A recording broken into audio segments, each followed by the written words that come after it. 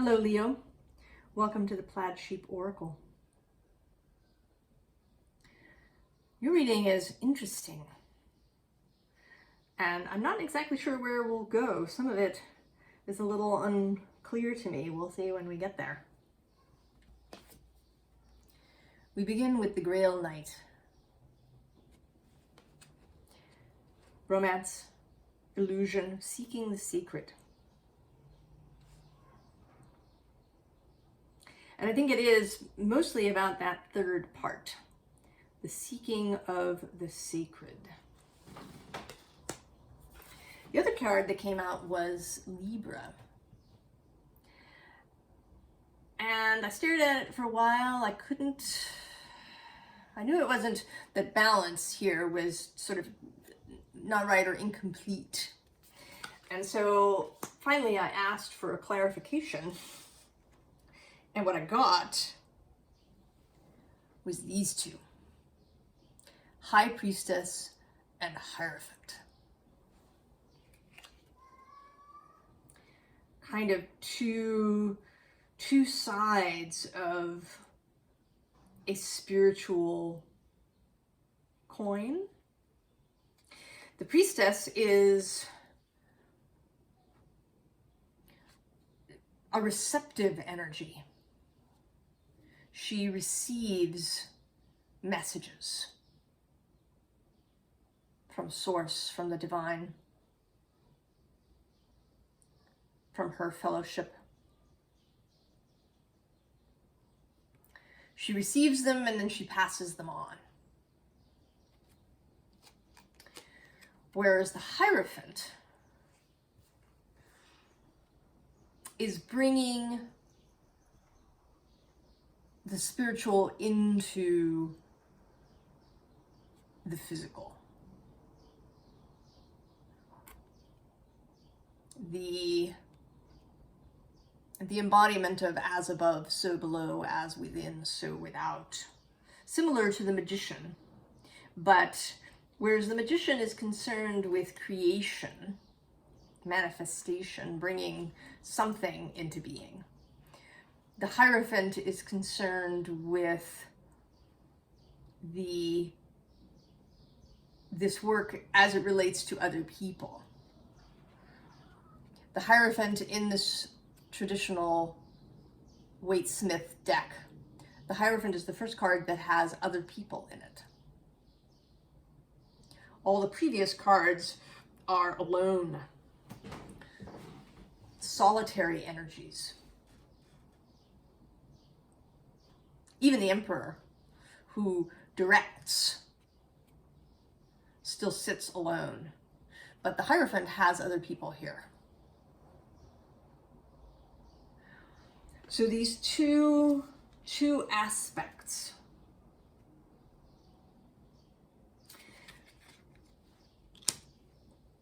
And also the juxtaposition of the metaphysical and the mundane, or the sacred and the mundane. The sacred and the profane. Profane can mean contempt for the religious, for the spiritual, or for authority in some ways. So we have profanities, swear words. But profane also just means not sacred, secular. And there's something here in this reading about that.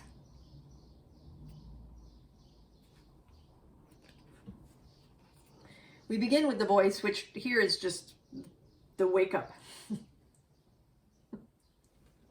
The call. Because what comes after it is this sleeping figure.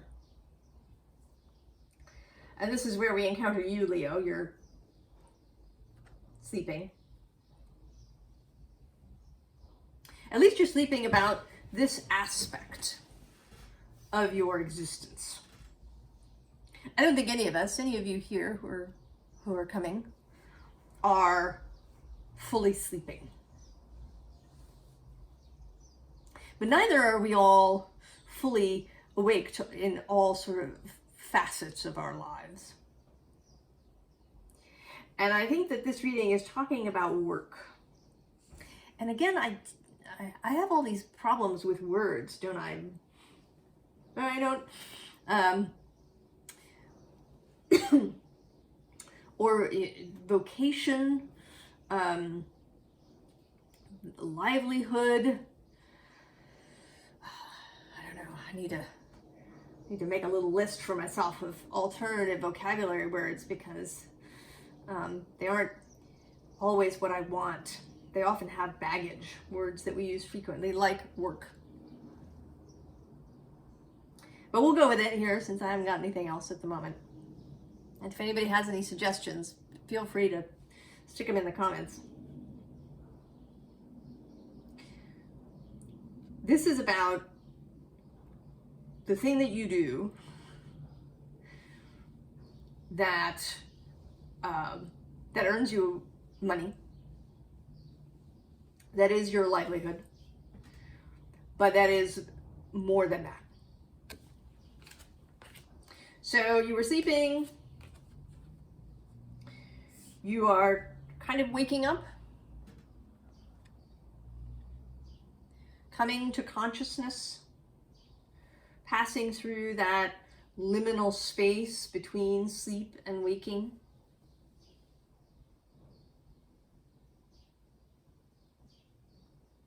I don't know if that's the hypnagogic or the hypnopompic state, but that space.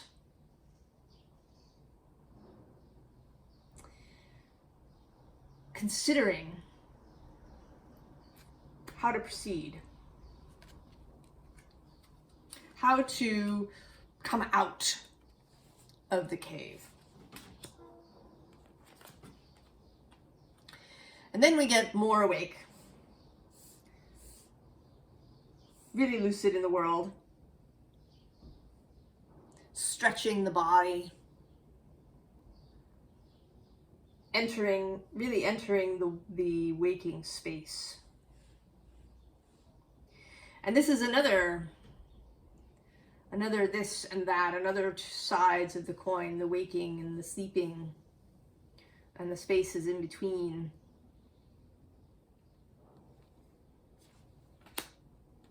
And the subtitle of this card is Joy. And this is, I think, the crux of this. The way to access joy in this area of your life.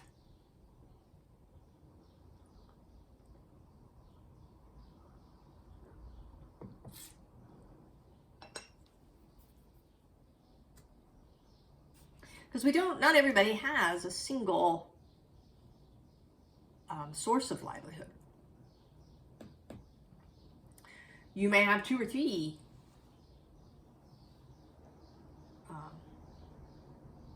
jobs.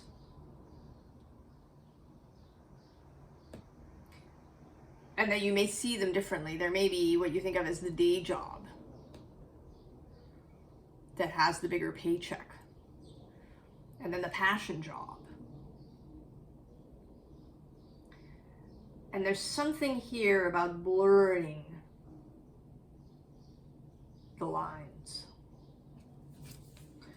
So we have the bee, who is the epitome of work and busyness. Busy bee. The buzzing sound. The kind of constant movement. The enormous number of flowers that have to be visited.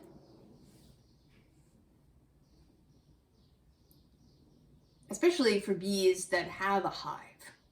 Some bees don't. Some bees are solitary. But for bees, like honeybees that have a hive, there's a whole structure to be maintained, to be fed, to be filled. But there's also a joyfulness in this. And bees are, I think, way more than they appear to be. I mean, everything is that way, isn't it? But bees seem especially multi-dimensional.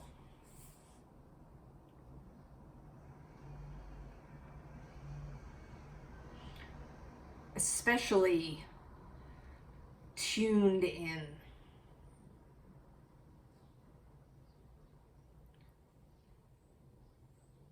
Beekeeping is, I think, or can be, a sacred calling.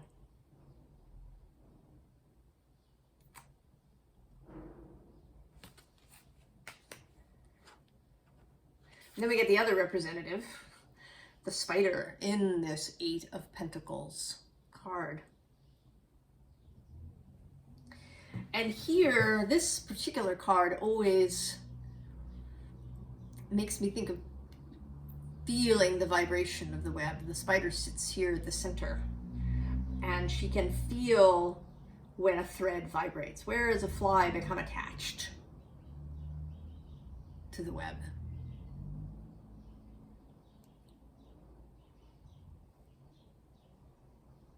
To be in tune with your creation. Whether it is physical or no.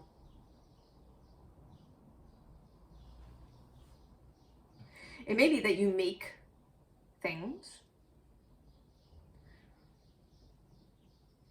that you're a carpenter or a dressmaker or a chef, but you might be a songwriter or a therapist or an administrator. How do you feel the thrumming on the web of this work? How can you bring the sacred, the metaphysical into your work, even if it doesn't seem initially compatible?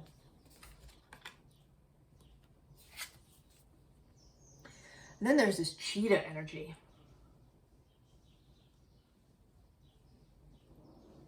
Fire, inspiration, intuition. Jung talks about the fire signs as being very intuitive, because the knowing, the immediate knowing, the ability to know and to act. Claircognizance. To act in the moment, intuitively.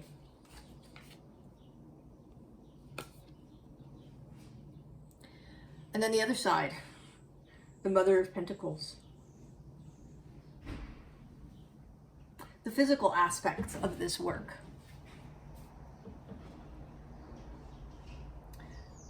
How do you do it physically? What is your space like? How much control do you have over that?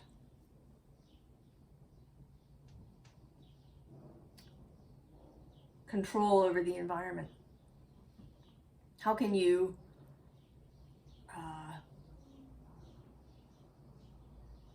insert yourself, or how do you how can you make your desires more present in that space? And also, how does your work feed you in a metaphorical sense?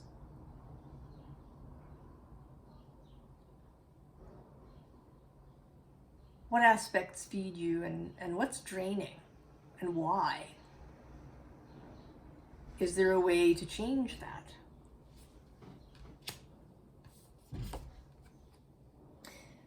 And then the fourth element, we've had air, fire, earth, and now water. How are you trying to swim against the flow, maybe? Can you flow better? Can you turn downstream rather than struggling? Where are you struggling in the work? Where is there a lot of resistance? What is your pet peeve?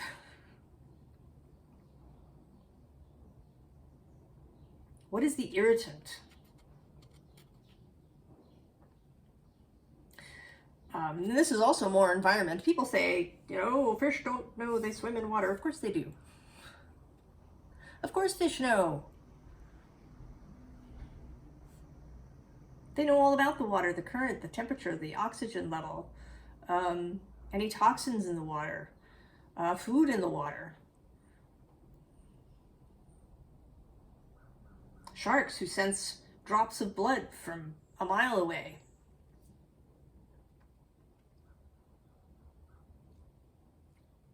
Be more like a fish.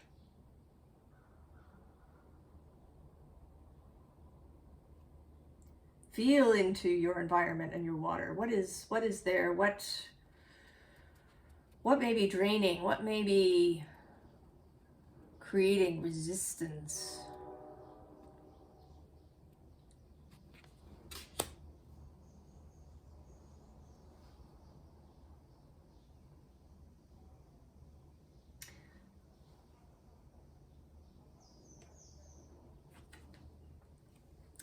Then we have the Chariot.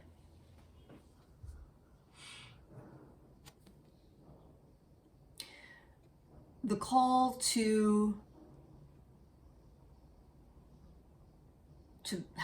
create a united will in this case. I mean, this card has appetite and will and then reason. The card is Psyche. And that interests me too, because the reading I just did for Cancer talked about Eros, and here we have Psyche, who's the other half of that myth of Eros and Psyche. And she goes on a quest to find him. And she has to do all kinds of things, including go to the underworld.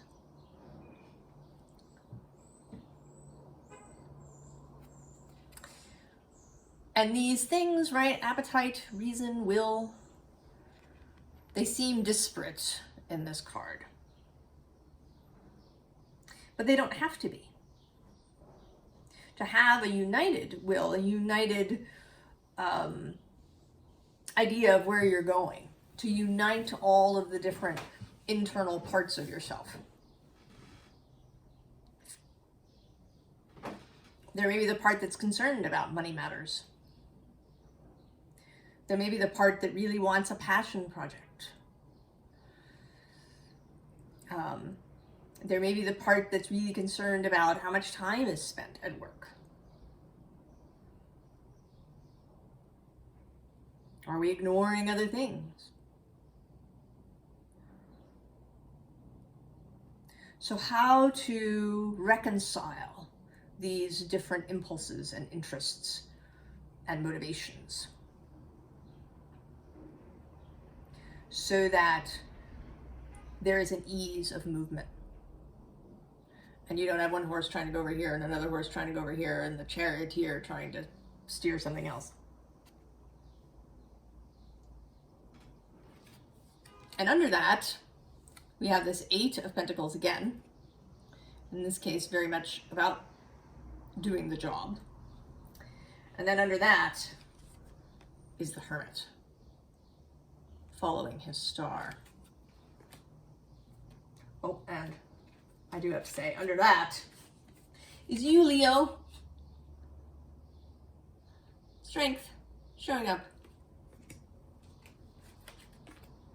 Peeking out. So here we have another version of this union problem. We have will, appetite, and unreason in this case. But I think unreason is in the eye of the beholder. You may want to do a thing that other people think is crazy. but you know that it's right. So being able to follow your own, perhaps what other people think of as unreason. And then again, this will and appetite problem. Appetite, desire get a bad rap. But it's desire that created all that we see. The desire of the all that is. Don't shame your desire. As I told Cancer, we want what we want.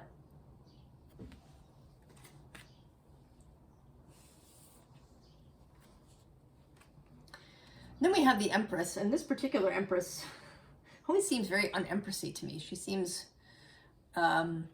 just exhausted.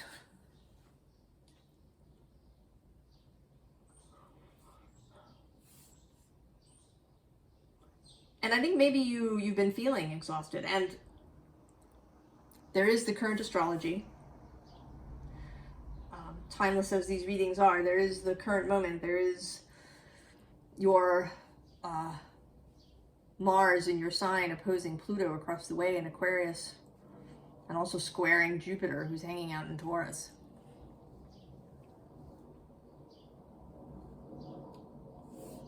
And we've been having intense solar weather. We've been having an uptick in flares earlier than expected in the cycle.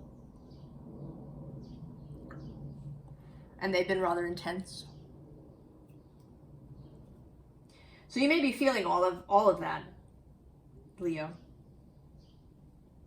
I have great empathy for you. And be good to yourself. But there may also be other stuff. You may feel worn out by the struggle of trying to steer these differing ideas in your own mind.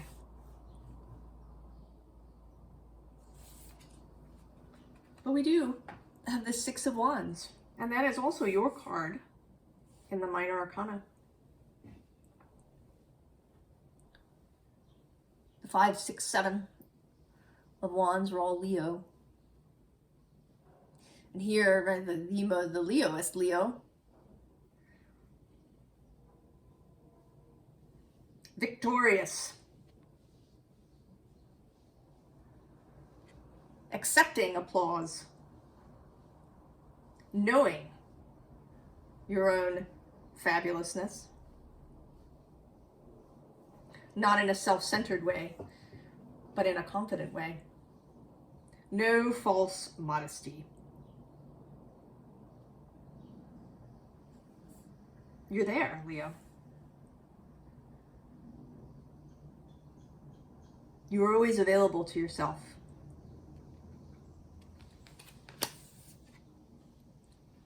And then this lady, Page of Cups. It always looks to me as if she's adjusting her cup on her head, getting it to sit properly. And I think this is about bringing the spiritual, the sacred, the metaphysical, the occult into your work life.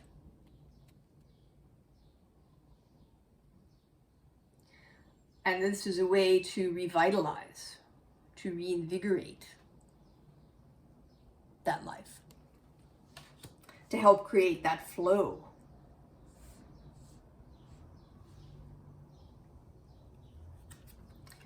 We get this Four of Pentacles. Again, this sense of balance. And here it seems just sort of nature, the physical and the mental, the intellectual. Balancing mind and body.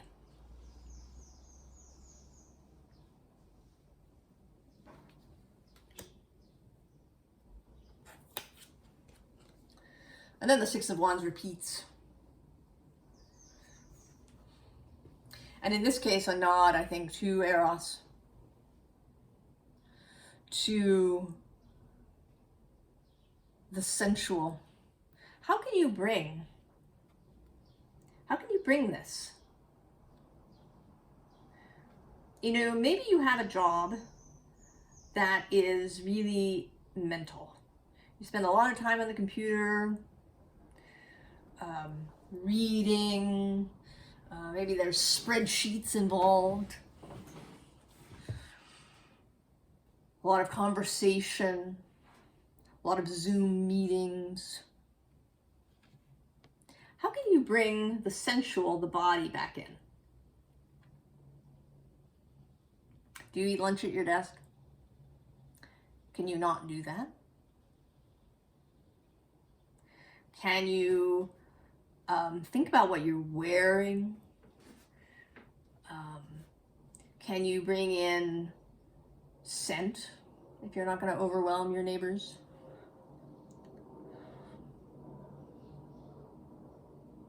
Can you bring in images, music?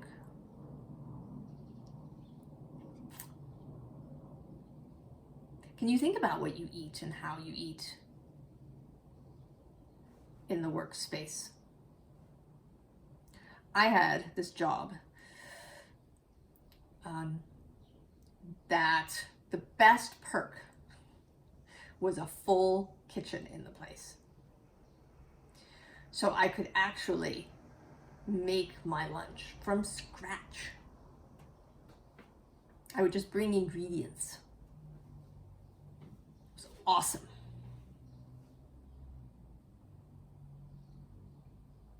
So that sometimes I did eat at my desk. I mean, maybe I would read my personal emails, or I'd read a book, or watch a video online, although I was at my desk. But I had that time in the kitchen when I would just listen to music usually, and I would make my lunch. Now, that may not be possible for you, but there may be some other avenue.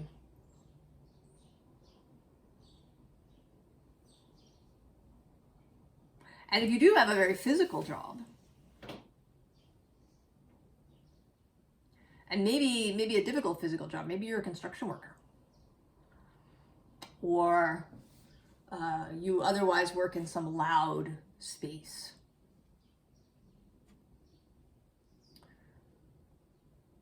Finding spaces of silence. Finding ways to insert the sacred sensual. And then we get the maiden. That young moon, that youthful energy. Where is there delight? Can you bring delight into the workspace? Can you bring whimsy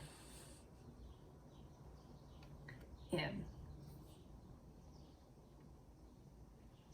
You may even really love your job, but still need something, need this sacred light.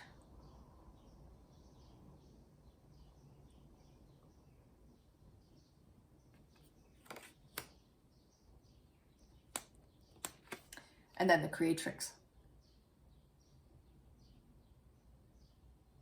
Imagination, creativity, synthesis.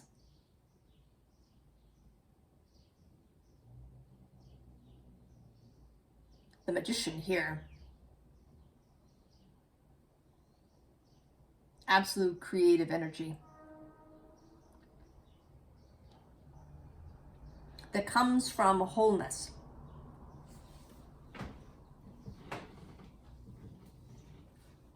that comes from wholeness. Can you be creative even if in a job that seems dull and rote? Can you bring your whole self into it? Be fully present in it and not distracted in somewhere else? How can that change your experience of this job?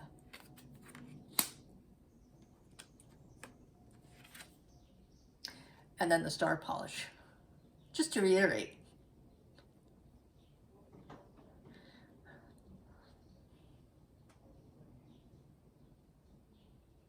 the sacred and the mundane,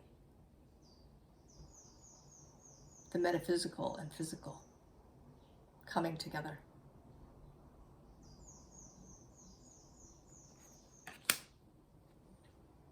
So advice, be yourself, Leo. The sun.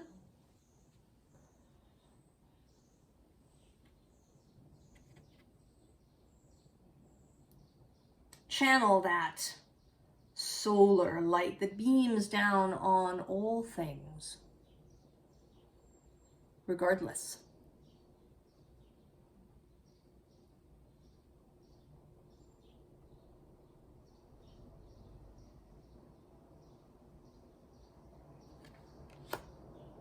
Be willing to be happy.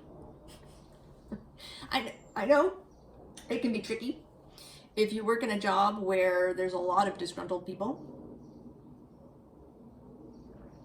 it's so easy to just roll right along with that disgruntlement, to participate in whatever the behavior is. You know, anxious spaces have different stuff. They have hiding, people who hide. They have people who blame, people who underfunction, people who overfunction. And to be this in that environment can be a challenge. But I think it's totally worth it. I mean, you may not change anybody else's experience, but your own. And that is enough. It is enough if you come home not feeling so drained.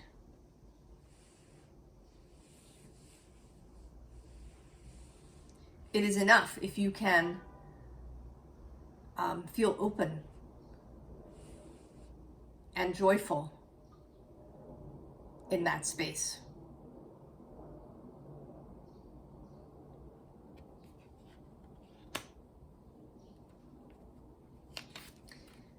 And then we have this Prince of Discs reliability card, and this is the return of the night.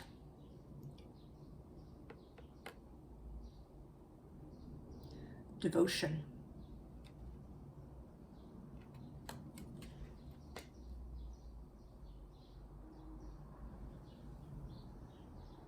Devotion to yourself, to your own sacredness.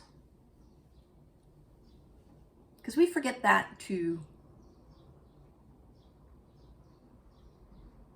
We begin to equate ourselves with all of those, with all of that disgruntlement.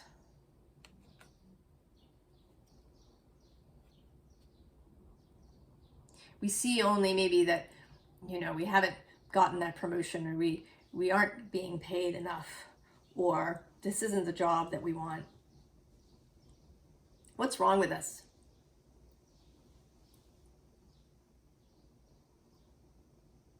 You are a sacred being, Leo.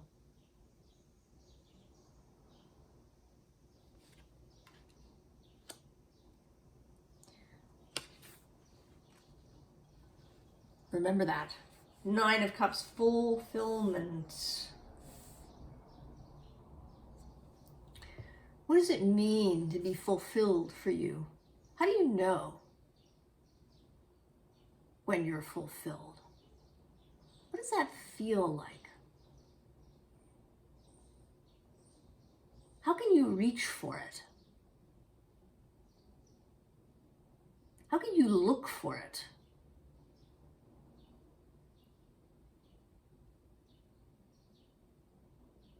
How can you focus your attention on the feeling of fulfillment?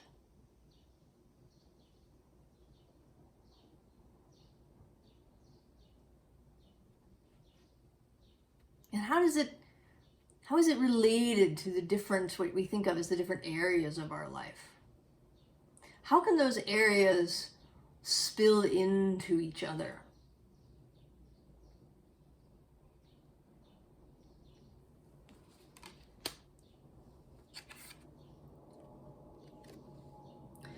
And then this Four of Swords rest card. And today it has sort of two meanings. One, there is this sort of focal aspect of these four swords coming together. Really paying attention to your attention. Where do you put your attention? Where do you put your focus? But also, rest.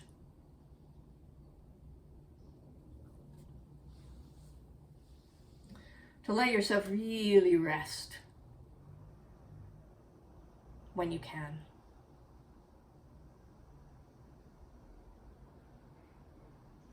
Away, totally away from whatever the work is. No checking the emails, checking the messages,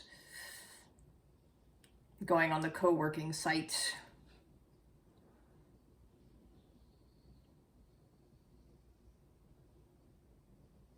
And moving your mind away from it. Even if it's your most wonderful, fabulous, beautiful calling, to sometimes step away completely and on a regular basis.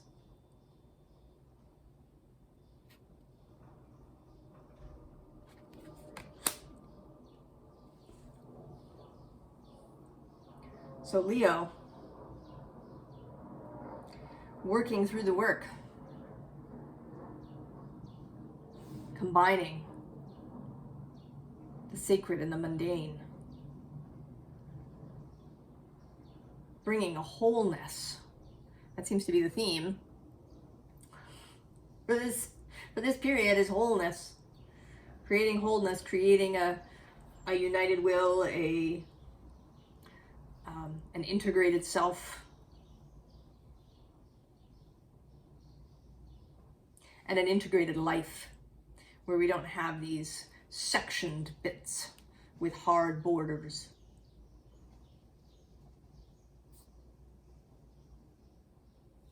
I wish you all of the very best, Leo, and I will see you next time. So long.